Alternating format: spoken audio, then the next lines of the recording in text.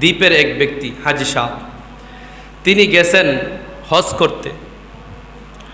হজ কইরা তার টাকার একটা স্বর্ণ মুদ্রা কিনছে, টাকার একটা ব্যাগ আছেন, এই ব্যাগটা এখানে হারাইয়া ফেলছে। হারানোর পর তিনি গেলেন খুঁজতেছে, 2 দিন ধরে 3 দিন ধরে খুঁজতেছে। আর এক যুবক, আল্লাহর ওলি যুবক, ওই যুবক হাফেজে কোরআন, ওই ব্যক্তিও কি করতেছে, এই ব্যাগটা পাইয়া মালিককে খুঁজতেছে। এত স্বর্ণ মুদ্রা পাইছে, এত টাকা ব্যালেন্স পাইছে, আমরা হলে কি করতাম, লয়ে বাগা দিতাম। সে একটা টাকাও খরচ করে নাই। 3 দিন পরে মালিককে পাইছে। তিনি একবারে গরিব, নেহায়াত গরিব, কোনো সম্পদ নাই। ওই যুবক তিনি 3 দিন ধরে না কে এই স্বর্ণের বাড়ি এবং অর্থের বাড়ি নিয়া, ইমানের ভয়, অর্থের ভয়, যদি আমি এটা যদি নষ্ট করে ফেলাই বা ক্ষতি করে দেই, আরেকজনের মাল আমার কাছে কেনই থাকবে। মালিককে খুঁজতে খুঁজতে 1 দিন নয়, 2 দিন নয়, 3 দিন পর্যন্ত অপেক্ষা করে এক জায়গায় ক্লান্ত হয়ে বসে রইল। বসার পরে ওই যুবক হঠাৎ করে একটা আওয়াজ শুনতেছে। এক বৃদ্ধ ব্যক্তি বলতেছে, আমার কি টাকা পেয়েছেন? আমি হজে আসছিলাম, তোমরা তো নবীর দেশের মানুষ, নবীর সোহবত পাইছো, তোমরা তো আল্লাহওয়ালা মানুষ, তোমরা কি পাইছো নি? পাইলে আমাকে দাও, যদি না দাও তাহলে আমি বাড়িতে যাইতে পারবো না। এই আওয়াজটা যখন ওই যুবক, আল্লাহর ওলি যুবকের কানের মধ্যে পৌঁছানোর সাথে সাথে ওই যুবক ওই বৃদ্ধের কাছে, হাজী সাহেবের কাছে যায় বলতেছে, আপনার কাগজ পরিচয় দেন। বলতেছে, আমার এই ছিল। সম্পূর্ণ যখন মিলে যাওয়ার পর ওই যুবক তার সম্পদগুলা ওই হাজী সাহেবের কাছে দিল। হাজী সাহেব পুরস্কার স্বরূপ 2 আনা 2 টাকা দিছে। কয় টাকা দিছে? 2 টাকা। ওই যুবক বলতেছে, আমি 3 দিন ধরে খাই নাই, আমি আর বিনিময়ে আল্লাহর কাছে চাই, আমি আপনার টাকা নিব না। এখন যদি নেই তাহলে আল্লাহর কাছে আমি পাইব না। আমি এর চেয়ে আল্লাহ পাক রব্বুল আলামিনের কাছে উত্তম জিনিস চাই। নিছে না তো বলছে, কি করার? বলতেছে, আমার জন্য আপনি দোয়া করে দেন, যেন আমি যেন ঠিক মতনই আমার হালাল ইনকাম যেন করতে পারি। হারামের প্রতি আমার লোভ নাই, হালালের প্রতি আমার লোভ আছে। এই কথা শোনার পরে ওই ব্যক্তি তাকে দোয়া করে দিছে আর বাড়িতে চলে আসছে। ওই হাফেজ ব্যক্তিটা আবার কিছুদিন পর ব্যবসার উদ্দেশ্যে একটা কাফেলার সাথে সমুদ্রের পথে রওনা হওয়ার পরে হঠাৎ করে একটা ঘূর্ণিঝড় আসছে নদীর পথে। ঘূর্ণিঝড় আসছে, নৌকা ডুবে গেছে, একটা তক্তা ভেসে রয়েছে, এই তক্তাটার মধ্যে সমস্ত মানুষ মারা যায়। আর ওই যুবক মরে না, ওই যুবকটা তক্তার মধ্যে ধরে একটা দ্বীপের কিনারায় যখন গেল, যাওয়ার পরে আল্লাহ পাক রব্বুল আলামিন ওই সমুদ্র থেকে তাকে বাঁচাইয়া ওই দ্বীপের মধ্যে হেফাজতে আনছে। আনার পরে ওই দ্বীপের ব্যক্তিরা সবাই তাকে ধরছে, দইরা টাইনা তুলছে। তোলার পরে বলতেছে, তুমি কে? তুমি কোথায় থেকে আসছো? বলতেছে, আমি ওই সুদূর মক্কা থেকে, আরব থেকে আমি আসছি।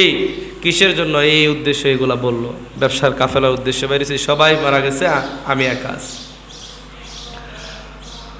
তো বলতেছে, তুমি কি করো? হঠাৎ করে সে কোরআন তেলাওয়াত করতেছে, বলতেছে, তুমি কি হাফেজ? সে বলতেছে, হ্যাঁ আমি হাফেজ। তো হাফেজে কোরআনের যখন পরিচয় দিছে, তারা বলতেছে, আমাদের এখানে কোনো দিনদার, কোনো আলেমও নাই, কেউ নাই, হাফেজও নাই, আমাদেরকে কে শিখাইবে? তাকে বলছে যে আপনি আমাদের এখানে কিছুদিন থেকে যান। ওই যুবক তাদের আবদার গ্রহণ করলো আর মসজিদের দায়িত্ব নিয়া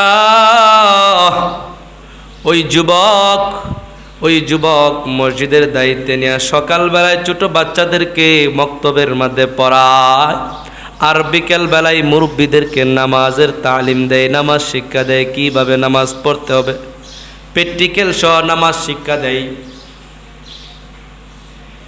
এইভাবে যখন 3 মাস হয়ে যায়, তখন ওই যুবক বলতেছে আমি চলে যাব, আমার এলাকায় চলে যাব।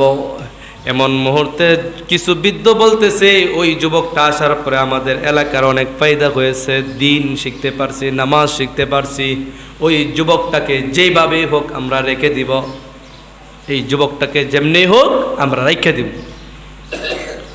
ওই যুবকটারে রাখার পরে বলতেছে, আমাদের গ্রামে তোমার একটা সম্পদশালী মেয়ে দেখিয়া বিয়া দিলাইমু, তুমি এখানে থেকে খেলবা, তোমার বাড়িতে যেহেতু কেউ নাই তুমি এইখানে থেকে খেলো। যুবকে বলতেছে আচ্ছা ঠিক আছে, রাজি হয়েছে। রাজি হওয়ার পরে বলতেছে একটা শর্ত আছে, আমাকে যখন বিবাহ করাইবেন দিনদার একজন মেয়ে বিবাহ করাইবেন।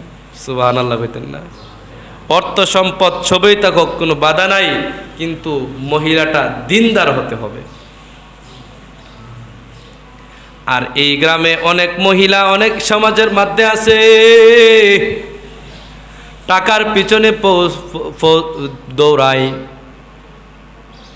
এই গ্রামের মধ্যে একটা মহিলা ছিল, যেই মহিলাটা বলতেছে অর্থ সম্পদওয়ালা যদি কেউ আসে তার কাছে আমি বিবাহ বসবো না, যদি দিনদার এবং মুত্তাকি যদি পরহেজগার একজন যুবক না পাই আমি বিবাহ বসবো না। সুবহানাল্লাহ কইবেন না? তো আমাদের সমাজেও কিছু কিছু মেয়ে এমনও আছে যে বলতেছে আমাদেরকে টাকাওয়ালার কাছে বিয়া দিও না, দিনদার মুত্তাকি পরহেজগার দেখে একজন বিয়া দেও। আর অনেক মহিলা আছে বলতেছে দাড়িওয়ালা টুপিওয়ালা এগুলার দিকে দেখে বিয়া দিও না, এর একটা অ্যালার্জি আছে। তো দেখেন ওই মেয়েটাও চাইছিল যে আমি একজন দিনদার মুত্তাকি একজন যুবকের কাছে বিবাহ বসবো। তারাও যায় মেয়ের কাছে প্রস্তাব দিছে, এই যুবকটার গুণাগুণ, তুমি বিবাহ বসতে পারো। মেয়ে বলছে ঠিক আছে। মেয়েকে যখন নিছে, নেওয়ার পর মেয়ের কাছে নেওয়ার পরে মসজিদে বিবাহ হয়েছে। বিবাহ দেওয়ার পরে বাসর রাতের প্রথম দিন সাক্ষাৎ, বাসুর ঘরে প্রথম দিন সাক্ষাৎ। কি ব্যাপার? যুবক ওই দিন বাসুর ঘরে তার দিকে না তাকাইয়া তার স্বর্ণ মুদ্রার দিকে তাকায়, দেখে এই মহিলার মধ্যে মাথা থেকে নিয়ে পা পর্যন্ত স্বর্ণে ভর্তি, আর একটা গলার হার, এই হারটার দিকে তাকায় রয়েছে। ওই মেয়েটা বলতেছে কি ব্যাপার, আমি তো একজন দিনদার মুত্তাকি যুবক পছন্দ করছিলাম, এখন দেখা যায় তা না, ওই যুবক দেখা যায় আমার হারের সম্পদের দিকে তাকায় রয়েছে। তার মধ্যে মনে মনে কাজ করতেছে, কিচ্ছু বলে না। আর ওই যুবক বলতেছি, ওই যুবককে প্রশ্ন করছে আমার হারের দিকে তাকাইতেছে কেন, তুমি কি লোভী? সে বলতেছে না না, আমি তোমাকে টাচ করার পূর্বে আমি একটা কথা বলবো, যে তোমার মধ্যে যে এই হারটা চিনা চিনা লাগে, বলো এই হারটা কোথায় থেকে নিয়ে আসছো? তখন এই মেয়েটা সম্পূর্ণ কাহিনী বলতেছে। ওই মেয়েটা সম্পূর্ণ কাহিনী বলতেছে, আমার বাবা মক্কায় হজের জন্য গিয়েছিল, স্বর্ণ মুদ্রা এগুলো কিনছিল, কেনার পরে হারায় গেছিল। হারায় যাওয়ার পর একজন যুবকের দেখা পায়, ওই যুবকটা এই সম্পদ এই হারগুলা পাইছে, স্বর্ণ মুদ্রা পাইছে।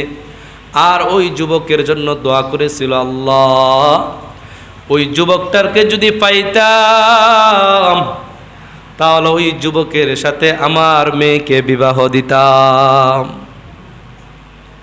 ওই ব্যক্তিটা এই দোয়া করতো আর কাঁদতো।